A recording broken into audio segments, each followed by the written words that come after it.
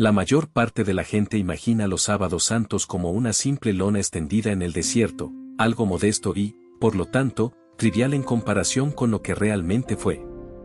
Sin embargo, en realidad, lo que allí se construyó no fue nada común ni sencillo de realizar, al contrario, fue un emprendimiento casi imposible de llevar a cabo en las condiciones de aquel entonces, sin tecnología avanzada y conocimientos especializados. En medio de un vasto espacio desértico, sin herramientas modernas, sin acceso a máquinas complejas, fue necesario fundir oro a temperaturas que superaban los 1000 grados Celsius, una tarea sumamente difícil que requería no solo precisión, sino también gran valentía. En este lugar no cabía hablar de inexactitudes o errores, porque todo debía hacerse con una precisión absoluta, ya que aquel lugar no era solo una tienda, sino un hogar para el mismo Creador, el centro de la presencia de Dios en medio del desierto, que debía reflejar el cielo en la tierra. Cuando Dios entregó a Moisés un modelo detallado de la tienda en la cima del monte, no se trataba simplemente de un conjunto de dimensiones, formas y materiales utilizados, era un patrón visual y espiritual del cielo.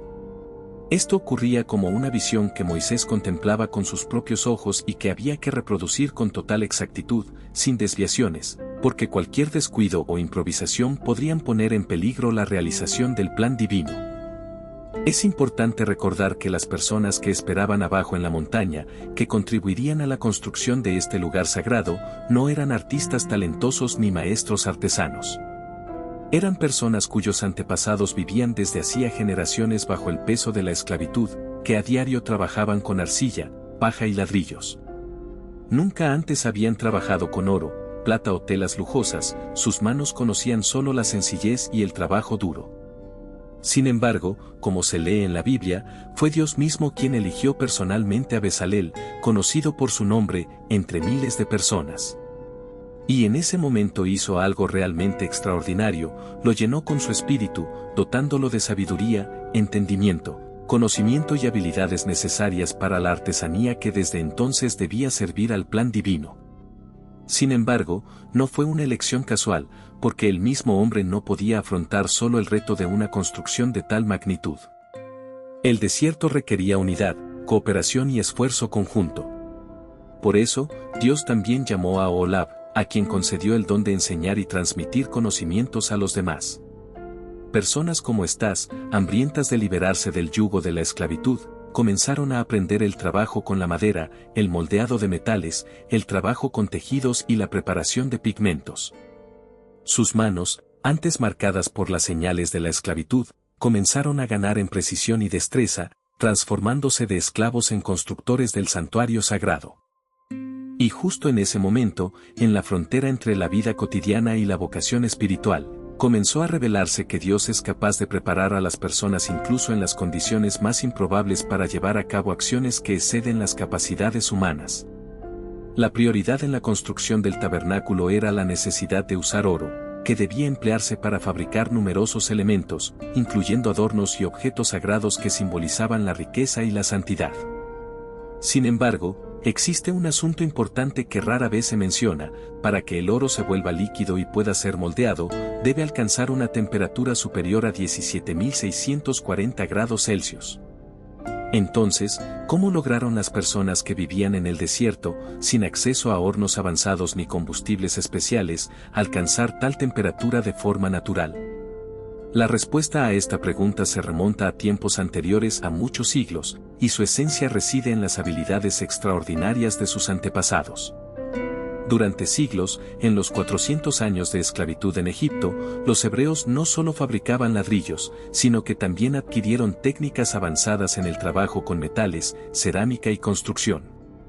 Egipto, en aquel entonces, era el imperio más desarrollado en términos tecnológicos, en el que se empleaban métodos sofisticados de metalurgia y arquitectura. Incluso siendo sirvientes del faraón, era difícil no aprender al menos una parte de esas habilidades, que allí eran rutina diaria. Sin embargo, aparte de todas esas habilidades que adquirieron en Egipto, no habría sido suficiente, ya que en el desierto no tenían acceso a madera dura que pudiera usarse como combustible, ni una cantidad suficiente de combustible capaz de mantener el fuego a la temperatura necesaria para fundir metales. Y precisamente en ese momento surgió una solución, nacida de una circunstancia especial y los recursos disponibles en la zona. El único material natural que abundaba en la región del Sinaí era la acacia, un árbol con un tronco curvado, cubierto de espinas, que a simple vista parecía inútil. Sin embargo, bajo la superficie había un secreto. Cuando este árbol se convertía en carbón vegetal, su combustión no solo era lenta, sino también extremadamente caliente y uniforme, superando todo lo que se podría obtener con la madera de combustión tradicional. Gracias a estas propiedades, la madera de acacia se convirtió en un material ideal para alcanzar la temperatura difícil pero crucial necesaria para fundir el oro y otros metales durante la realización de los planes divinos. Combinado con hornos tradicionales de barro, formados directamente en la arena y alimentados por fuelles de cuero que proporcionaban un flujo continuo de aire, el fuego aumentaba en fuerza, color e intensidad. Los hombres, encargados de mantener la llama en turno, debían poner esfuerzos inmensos en esa tarea, pues era sumamente agotadora e implacable. Imagínese esa escena. En el desierto predomina un calor abrasador, ardiente bajo el sol. Los termómetros marcan aproximadamente 40 grados Celsius, y la tierra está calentada hasta el rojo bajo los pies. El aire seco y caliente quema los pulmones, envenena la respiración, y cerca de ellos, en las habitaciones oscuras de grandes hornos, las lenguas de las llamas consumían todo, alcanzando temperaturas superiores a los 1000 grados Celsius. En condiciones tan extremas, ninguna persona podía soportarlo por mucho tiempo. El calor era tan intenso que las herramientas necesarias para moldear el oro debían ser sujetadas con las manos envueltas en gruesos paños de tela para no tocar el metal al rojo vivo. Constantemente existía el riesgo de quemaduras, explosiones de metal fundido o perforaciones en la piel por gotas ardientes de plata o oro fundido. Además, las tiendas ligeras con agua en su interior se evaporaban rápidamente, lo que no permitía detener el trabajo por mucho tiempo. La necesidad de supervisar un fuego constante e ininterrumpido era tan grande que los trabajadores no podían permitirse descansar mucho. De ellos dependía que la llama permaneciera encendida muchas horas, ya que de ella dependía la creación de los objetos más sagrados, desde adornos hasta artefactos completos. Para fabricar obras de oro, y en particular las más valiosas, un gran candelabro de oro, no se podía permitir que se interrumpiera el trabajo. Este debía ser elaborado a partir de un solo bloque indivisible de oro puro, que pesaba aproximadamente 35 kilos, y que se debía martillar y moldear hasta lograr su forma perfecta. Cualquier error en la evaluación de la temperatura, golpeo accidental, o la más pequeña grieta, requerían fundir y derretir nuevamente el metal para comenzar el proceso desde cero. Solo frente a esa masa ardiente, en medio del fuego constante que acompañaba estos esfuerzos, no solo el metal se transformaba. También los que estaban junto al fuego eran sometidos a una prueba dura. El metal, al ser introducido en ese elemento de fuego, cambiaba desde dentro, igual que las personas, por una disciplina estricta y obediencia. El trabajo era agotador, lleno de peligros y dificultades, pero cada golpe de martillo les recordaba que estaban construyendo una casa para Dios, quien los liberó. Mientras tanto, en otro lugar y de manera completamente diferente, se preparaba con paciencia y casi con arte la base para la creación de otro elemento igualmente importante del tabernáculo, aunque en silencio. Se trataba de la construcción del esqueleto, la estructura sobre la cual descansaría todo lo que se iba a realizar. Este esqueleto estaba hecho de acacia, un árbol que crecía en el desierto. Para cada judío, esto parecía extraño e inquietante. La acacia era torcida y llena de espinas, difícil de trabajar, y sus ramas y troncos parecían no tener nada que recordar a santidad o durabilidad. Sin embargo, Dios no requería madera común. Sus expectativas estaban relacionadas con la madera que no se pudre, no es atacada por plagas ni insectos, y al mismo tiempo no se destruye bajo condiciones extremas, como el calor, las tormentas de arena o la escasez frecuente de agua. Esa madera debía ser tan dura como la piedra y capaz de sobrevivir en el mismo entorno árido y desértico donde durante 40 años vivieron los pueblos liberados de la esclavitud. El proceso de transformación era sumamente brutal y requería una precisión extrema. Cada elemento, una tabla de aproximadamente 4,5 metros de largo, debía ser cuidadosamente cortado, de modo que incluso si el árbol estuviera ligeramente torcido, toda la pieza quedara recta y uniforme. Esto exigía mediciones precisas, sin espacios para improvisar, ya que incluso el error más pequeño podía poner en peligro toda la estructura. Para los ex-esclavos, acostumbrados a trabajar con barro y ladrillos, era un proceso difícil y exigente. Utilizaban sierras, cepillos y formones primitivos para transformar troncos no paralelos en tablas lisas, con superficies uniformes. Esta transformación era casi un desafío artístico, pero al mismo tiempo requería fuerza y resistencia física. Las sierras, los cepillos y los buriles rasgaban la madera dura, deformándola y rompiéndola en grandes chispas, lo que hacía que sus manos, ya endurecidas por el trabajo diario, se llenaran de ampollas y grietas. Cada tabla, antes de recibir su acabado final y liso, requería días de trabajo. Cuando finalmente todo estuvo listo, aún no era momento de descansar, porque había que comenzar otra pieza idéntica, para obtener 48 tablas iguales que aseguraran la uniformidad y durabilidad de la estructura. Y en medio de todo esto, sorprende algo más. Esos elementos de madera, que alguna vez fueron limpiados y preparados de la mejor manera, fueron cubiertos con oro brillante y reluciente. Lo que en su estado original parecía simple, modesto, tenía un enorme potencial y valor, y se convirtió en algo extraordinario y sumamente valioso. Lo que a simple vista parecía trivial y sin importancia, finalmente se convirtió en el cimiento de la casa de Dios, un lugar lleno de santidad y gloria. Dentro del tabernáculo se podía percibir una majestuosa y brillante luminiscencia que emanaba de su interior, mientras que desde afuera parecía una simple carpa temporal, cubierta con pieles. Sin embargo, a pesar de esa apariencia modesta, esta obra en realidad enfrentaba un enorme desafío, que requería no solo fe, sino también una inteligencia constructiva e ingeniosa excepcional. Lo que era el tabernáculo no se parecía a un templo de piedra duradero, cuyas bases pudieran enterrarse profundamente en la tierra y que pudiera durar siglos. No tenía cimientos sólidos ni una base profunda sobre la cual pudiera mantenerse sin interrupciones. Era una estructura que se podía montar y desmontar fácilmente, ya que la idea de este proyecto era la movilidad, debía ser un sistema que, cuando fuera necesario, pudiera ser rápidamente plegado, transportado y levantado en un nuevo lugar. Esto generaba inicialmente una pregunta importante: ¿cómo mantener en un terreno arenoso e inestable decenas de grandes, pesadas tablas cubiertas de oro, de modo que formaran una unidad estable y duradera? Independientemente de cómo se considerara, no era posible colocarlas directamente sobre la arena. Este material, sometido a peso, viento y las más leves vibraciones, se hundiría rápidamente, volvería a caer o se desplazaría, haciendo que toda la estructura fuera inestable. En ese momento surgió la respuesta que Dios dio a Moisés, una solución que, a primera vista, parecía tan trivial y a la vez tan genial que incluso la ingeniería moderna tendría que meditar profundamente sobre ella. El secreto residía en la elección del material adecuado, la plata.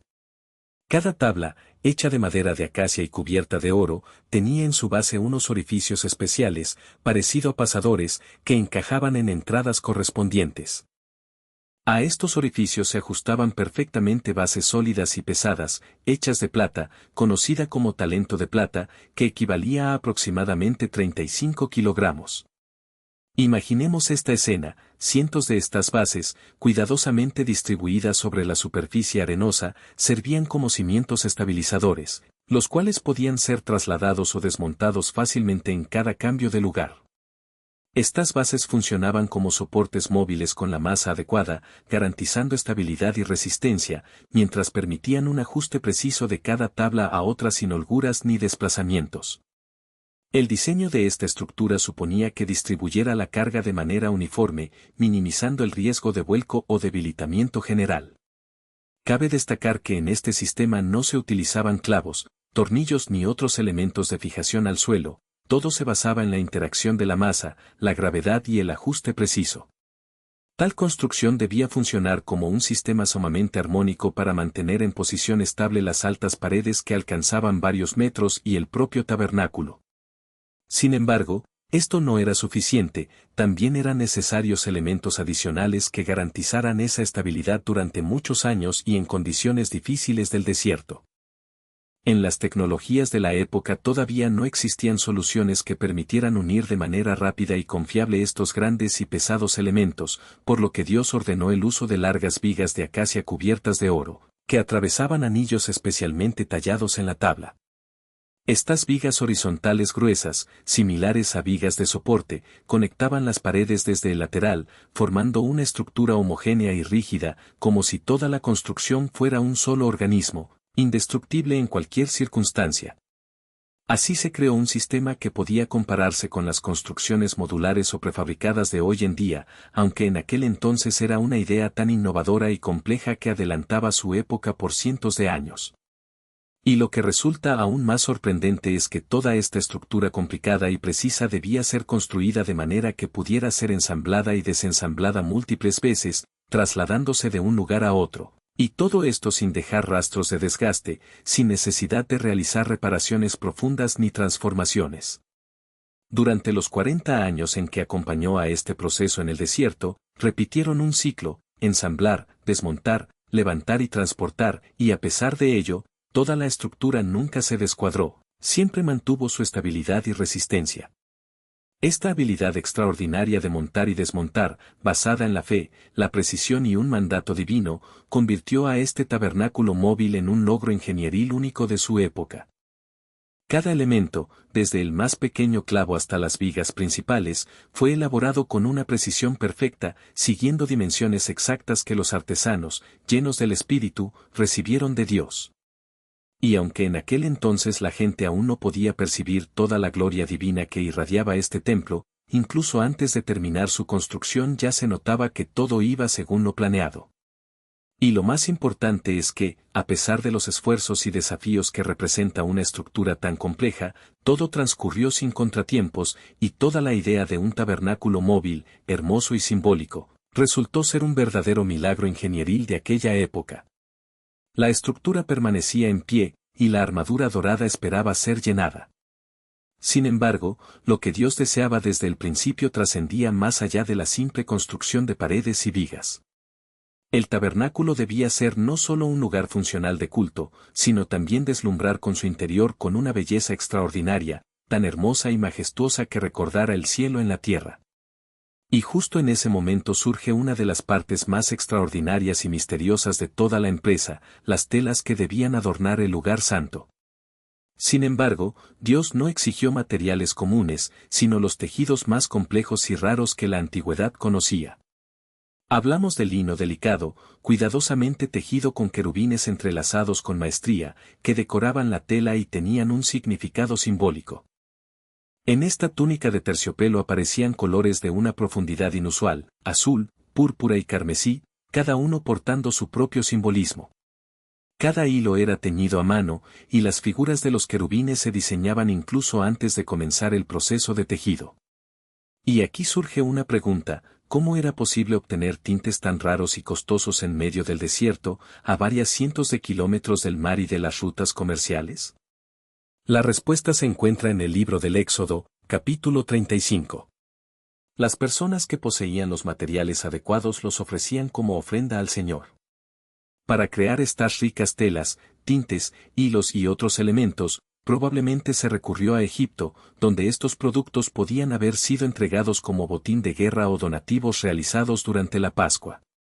La noche de la salida de Egipto, cuando el faraón y su pueblo enfrentaban calamidades, y los egipcios suplicaban a los hebreos que se marcharan rápidamente, estos últimos abandonaron sus riquezas, dejándolas en el desierto. De ahí pudieron proceder los valiosos materiales que luego se convirtieron en parte de los utensilios ofrendados y sagrados. Sin embargo, poseer los materiales no era suficiente. Para que pudieran cumplir plenamente su función, requerían transformación y acabado cuidadoso. De este proceso se encargaban las mujeres, que en la Biblia son llamadas todas esas mujeres hábiles y dedicadas, de gran corazón. Ellas no solo tejían y sembraban las telas, sino que también las teñían a mano, las secaban al sol y repetían todo el proceso decenas de veces hasta conseguir los tonos exactos que el Señor había pedido. Su trabajo requería no poca precisión y paciencia, porque cada etapa era crucial para el efecto final. El interior del tabernáculo, llamado en la Biblia Erésemos, es decir, La parte principal del lugar santo estaba adornado con telas con imágenes de querubines. Esto no significaba simplemente bordar o coser elementos decorativos sobre un material común. Al contrario, los querubines constituían una parte integral de las estructuras mismas de la tela, apareciendo en ella como motivos tejidos profundamente en su estructura, de modo que, de cerca, sus contornos formaban parte del todo. La creación de estas telas requería no solo imaginación y habilidades artísticas, sino también la aplicación de técnicas matemáticas avanzadas y planificación previa. Era imprescindible usar herramientas específicas, realizar cálculos precisos y contar con talleres de tejido sofisticados para reproducir en los textiles la simbología y el diseño imaginado antes de comenzar el trabajo. Antes de iniciar la labor, era necesario diseñar cuidadosamente el patrón, contar el número de hilos y determinar exactamente dónde debían aparecer los distintos colores, además de prever el resultado final incluso antes de comenzar a tejer. Un error en estos cálculos podía hacer que los querubines en la tela aparecieran torcidos, en una posición no deseada o en un tamaño incorrecto, arruinando toda la armonía y simbolismo de esta obra sagrada. Y, sin embargo, las mujeres que las crearon actuaban en el desierto, sin instrucciones, sin esquemas, sin patrones o modelos prefabricados, confiando únicamente en su conocimiento, habilidades e intuición, logrando en condiciones extremas verdaderas obras de arte de carácter real, aunque en circunstancias adversas, en una tienda de campaña provisional. ¿Y cuál fue el resultado final? Desde fuera, el tabernáculo parecía una tienda rústica común, cubierta con pieles, expuesta al sol y a las condiciones atmosféricas. Sin embargo, al entrar en su interior, nos esperaba una verdadera maravilla. Allí, en su interior, bajo la luz resplandeciente de velas y lámparas, se revelaba un cielo en la tierra. Sobre las paredes doradas y las nubes de reflejos lumínicos, ángeles bordados adornaban el techo, lanzando colores en la luz dorada de las antorchas y lámparas, creando una atmósfera extraordinaria, casi mística. Las telas brillaban como si fueran creadas para palacios reales, tan intensas y profundas que parecía que emanaban luz propia. Lo que en el exterior parecía un simple, modesto campamento, en el interior se transformaba en un símbolo de elegancia, majestuosidad y cielo. Mientras las expertas tejedoras y tintoreras realizaban su trabajo, un elemento aún más crucial de este lugar sagrado era igualmente importante, la vestimenta de los sacerdotes, especialmente del sumo sacerdote. No eran ropas comunes, sino que funcionaban casi como equipo de protección en un entorno sagrado. Ya en el capítulo 28 del libro del Éxodo se describen detalladamente los diferentes elementos de las vestimentas sacerdotales, sus medidas, ornamentaciones y símbolos. Estas vestimentas no solo tenían carácter decorativo, sino que también eran, en cierta forma, herramientas de defensa espiritual, que protegían al sacerdote de los efectos de la sacralidad y la inviolabilidad del lugar, mediante energía y signos de pertenencia a Dios. Eran piezas completas, cuidadosamente elaboradas, que buscaban garantizar la seguridad y, al mismo tiempo, subrayar la elevada categoría del sacerdote, quien actuaba como mediador entre Dios y el pueblo. La entrada al lugar más sagrado, para estar en presencia de Dios, no era un acto religioso cotidiano ni un ritual habitual, sino una acción sumamente arriesgada, repleta de peligros y desafíos. Era un acto que requería plena concentración, atención ininterrumpida y absoluta precisión, porque incluso el menor error, un ajuste demasiado flojo o apretado, la omisión de un pequeño detalle o una simple distracción podía costarle la vida al sacerdote en ese lugar. Imaginarse en esa situación, vestido con vestimentas sagradas y preparado para ingresar en esa área extrema, exige no solo una profunda fe, sino también valentía y la aceptación consciente de una gran responsabilidad. Uno de los elementos más simbólicos de ese atuendo era la placa del pecho, el llamado pectoral de juicio, en la cual se colocaron 12 piedras preciosas vivas, una por cada una de las 12 tribus de Israel. Esto no era una simple decoración, sino un artefacto de gran precisión, que simbolizaba toda la comunidad del pueblo de Israel. Estas piedras no tenían funciones solo ornamentales, estaban talladas, facetadas y pulidas con una precisión inusual, y en su superficie se inscribían profundamente los nombres de las 12 tribus. En la antigüedad, los grabados en diamantes requerían polvo molido, cinceles manuales, una destreza excepcional y una paciencia inflexible, todo ello a menudo en el desierto, en condiciones extremas. La belleza y solemnidad de este elemento se realzaban con cadenas de oro que lo sostenían, y toda la estructura expresaba no solo un peso físico, sino también una profunda responsabilidad espiritual. Justamente en el escudo de este emblema sacerdotal, el sacerdote llevaba a todo el pueblo sobre su pecho, entrando en la presencia de Dios. Además, en sus hombros descansaban ornamentos decorativos que complementaban este conjunto extraordinario de vestiduras. Su peso mismo, aunque visible y físicamente perceptible, era aún más simbólico, representaba que, durante el ejercicio de su ministerio sacerdotal, toda la herencia espiritual del pueblo de Israel descansaba sobre sus hombros. La vestimenta se completaba con un manto azul adornado con campanillas que resonaban con cada uno de sus movimientos, funcionaban no solo como decoraciones, sino también de manera muy práctica.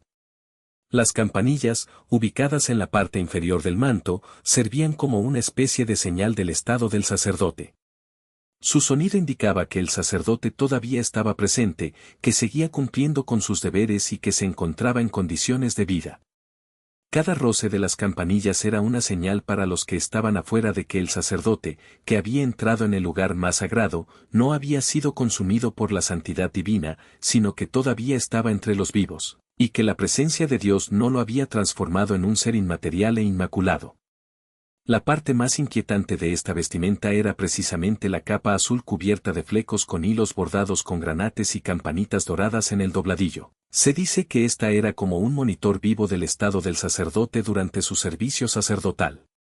Cuando las campanillas resonaban fuerte, las personas afuera podían estar tranquilas, sabían que su intermediario no había partido a otro mundo, que aún actuaba, existía y cumplía su misión. La ausencia de campanillas sería como una señal de alarma, que podría indicar que algo salió mal y que el sacerdote ya no está con vida, por lo que sería necesario tomar medidas de rescate inmediatamente. También se sospecha que alrededor del cinturón del sacerdote había una cuerda especial, con la que podía ser arrastrado en caso de que ocurriera algo durante su entrada en el lugar más sagrado. Aunque no hay confirmaciones claras en la Biblia, muchos antiguos sabios creen que tal cuerda realmente existía, ya que permitía sacarlo en caso de necesidad. Esto sería una preocupación muy seria y real, evitar quedar atrapado para siempre en el interior, en caso de que repentinamente se perdiera la conexión con la luz y la fuerza de Dios. En la frente del sacerdote había una placa de oro grabada con la inscripción, Santidad para el Señor. No era solo una ornamentación, sino un símbolo importante, un recordatorio de que el sacerdote no entraba en la presencia de Dios en su propio nombre, sino que representaba a todo el pueblo y cumplía sus sagradas funciones en su nombre. Esta placa de oro tenía un significado no solo estético, sino principalmente espiritual y simbólico, mostrando que la entrada al templo era un acto serio y lleno de solemnidad, no algo rutinario o común. Todo este atuendo ceremonial era obra de una precisión y cuidado increíbles, requería un ajuste perfecto y precisión absoluta. Fue confeccionado en condiciones que pueden considerarse extremas, en el desierto, en un entorno lleno de arena, sequía y temperaturas extremas. Se utilizaban materiales raros, pigmentos delicados y elementos cuya proporción, dimensiones e incluso acabado eran obra de la misma Dios, según instrucciones claramente transmitidas a los sacerdotes. Aunque esta vestimenta era de vestir, en su profundidad escondía la frontera entre la vida y la muerte, convirtiéndose en una barrera protectora contra el mal y en un símbolo sagrado cuya transgresión traería la catástrofe. Mientras el sacerdote se preparaba para su llamamiento exterior desde la vestimenta, los artesanos terminaban los últimos detalles en cada elemento de adornos y vestimentas que no solo debían proteger, sino también alimentar la esperanza de recibir la presencia de Dios entre los caminos humanos y el decorado del templo. Finalmente, casi todo estaba listo. Solo quedaba juntar todo, unir los elementos, montar el templo en el desierto y prepararlo para la primera presencia ofrenda divina, que tendría lugar por primera vez desde la salida de Egipto. Según los registros bíblicos, recogidos en el libro del Éxodo, ese momento tan importante ocurrió exactamente en el primer día del primer mes del segundo año después de la salida de Egipto. Casi un año después de cruzar el Mar Rojo, Moisés recibió de Dios las últimas instrucciones, ordenándole levantar la tienda del encuentro, Un tabernáculo parcial y portátil que debía convertirse en el centro de la verdadera presencia divina. Así comenzó toda la labor. Las personas colocaban cuidadosamente en el desierto las bases de plata que sostenían toda la estructura, apilándolas en capas, una tras otra. No había margen para errores, desviaciones o equivocaciones, ya que cada elemento del proyecto requería un ajuste perfecto al sistema modular, de modo que todo formara un conjunto armonioso. Sin elementos macizos y brillantes que reflejaran el sol, la construcción de la tienda del encuentro requería precisión, paciencia y minuciosidad, tanto como fuera posible en condiciones tan difíciles en el desierto. Cada detalle era perfeccionado, cada elemento colocado cuidadosamente, para que toda la estructura no solo cumpliera una función sacra, sino que también reflejara simbólicamente la grandeza y santidad de Dios, quien iba a habitar entre su pueblo. En el desierto se levantó con majestuosa pompa una estructura imponente, cuyo elemento principal era un suelo brillante y dorado, elaborado con madera de acacia especial cubierta con una fina capa de oro. Para entenderlo mejor, las tablas eran levantadas por varios hombres que, con gran esfuerzo, las alzaban, y luego un equipo separado colocaba cuidadosamente en ellas pernos metálicos que encajaban en las bases de plata. En ese lugar, en medio del desierto infinito, surgía una pared de capas de oro, que recordaba un muro sagrado de resplandor extraordinario, lleno de majestad y misterio. Aquella estructura extraordinaria tomaba la forma de un esqueleto dorado, emergiendo del polvo y la arena, mostrando su imponente silueta. Las largas vigas transversales, hechas del mismo oro, se insertaban a través de cierres especiales en anillos redondos que servían como guías. En esta estructura se extendieron diversas telas que formaban capas protectoras y decorativas. La primera y más sagrada de ellas era la tela interior, tejida a mano, ricamente adornada con representaciones de querubines que simbolizaban la presencia de seres celestiales. Sobre ella se desplegó otro material, lana de oveja, cubierto con tejidos teñidos de rojo profundo, símbolo de la sangre y la ofrenda. Y cuando todo estuvo listo, en la parte superior se extendió una capa exterior, prácticamente invulnerable al sol y a la tormenta, que protegía todo contra las dificultades del desierto. Desde fuera, toda esta estructura parecía una simple tienda, confeccionada con materiales modestos, que no destacaba entre las demás.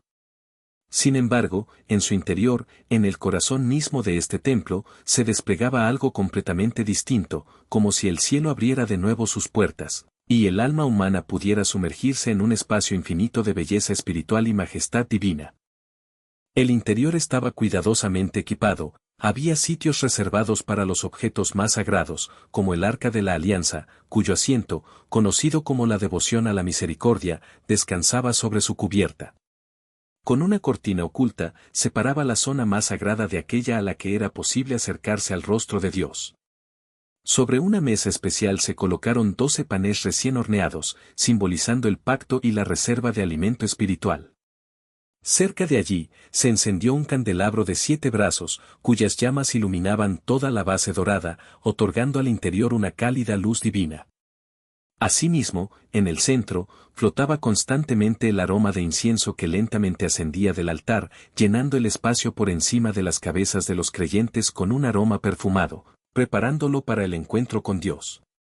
En el exterior, en el patio, se colocó un altar de bronce para ofrendas y rituales, así como una pila de piedra para lavarse. Todo este templo, aunque hermoso y construido con esmero, era únicamente una solución provisional, una anexión temporal en camino a la tierra prometida. Sin embargo, la pregunta más importante era, ¿aceptaría Dios este lugar como su morada sagrada en la tierra? La multitud reunida afuera escuchaba en silencio y con atención, esperando una respuesta. El aire en el desierto se detuvo en un silencio expectante, e incluso el viento pareció calmarse por un momento. Fiel en su obediencia, Moisés revisó cada elemento, cada detalle fue elaborado con cuidado extraordinario, fiel a las palabras de Dios que le fueron transmitidas en la cima de la montaña. Y así, todo se hizo exactamente como Dios ordenó en la cumbre del monte, cada tabla, cada fragmento, cada hilo, todo siguiendo instrucciones precisas. Entonces, de repente, algo extraordinario ocurrió. Desde el cielo empezó a descender lentamente una densa nube llena de belleza, que cubrió todas las tiendas del campamento. Con cada momento de aproximación, la nube se hacía más fuerte, más pesada, y su masa espesa absorbía todo el espacio dentro de la tienda, tan intensamente que incluso Moisés, conocido por su santidad excepcional y por encontrarse cara a cara con Dios, ya no podía entrar en su interior. El mismo Moisés, cuyos ojos habían visto la zarza ardiente en el desierto, que junto con otros subió al monte Sinaí entre fuego y trompetas, que habló con Dios como con un amigo, de repente se encontró impotente ante la multitud de nubes que envolvía todo a su alrededor. Precisamente esa nube era la presencia misma de Dios, cuya gloria transformaba la simple estructura de la tienda en la morada del Dios vivo que habitaba allí. En ese momento, aún más extraordinario, el tabernáculo dejó de ser solo una obra de manos humanas. Se convirtió en un hogar donde residía la presencia de Dios. Desde ese instante, tan pronto como la nube se elevaba sobre el templo construido, los israelitas extendían sus tiendas y partían en camino. Cuando la nube desaparecía, se volvía a montar toda la estructura. Durante 40 años, atravesando el desierto, la gente siguió esa luz y esa señal divina.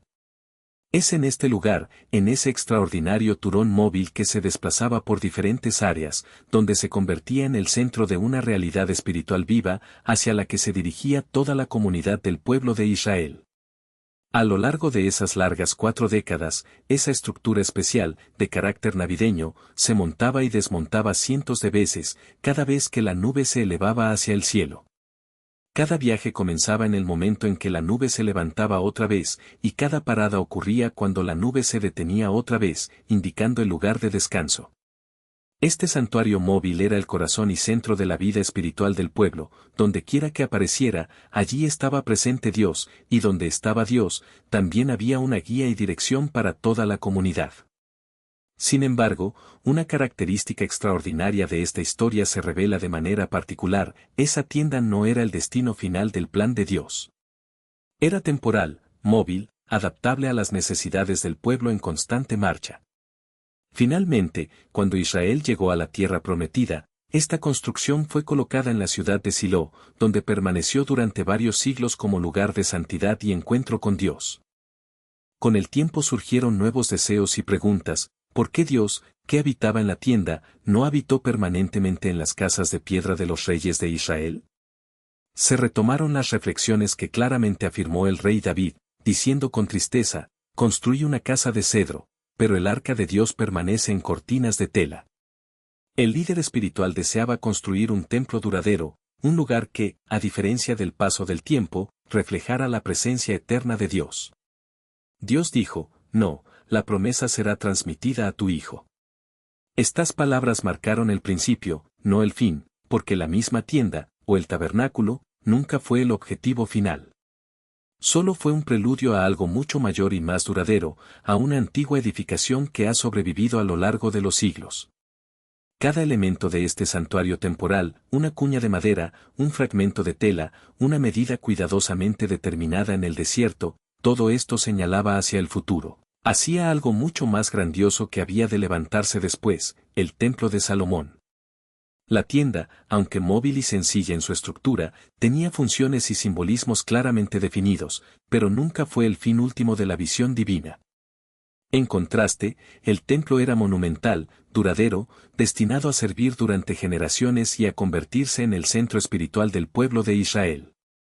Fue a partir de la tienda donde comenzaba el camino hacia la plenitud, hacia ese lugar destinado a sorprender por su poder y belleza inmensos.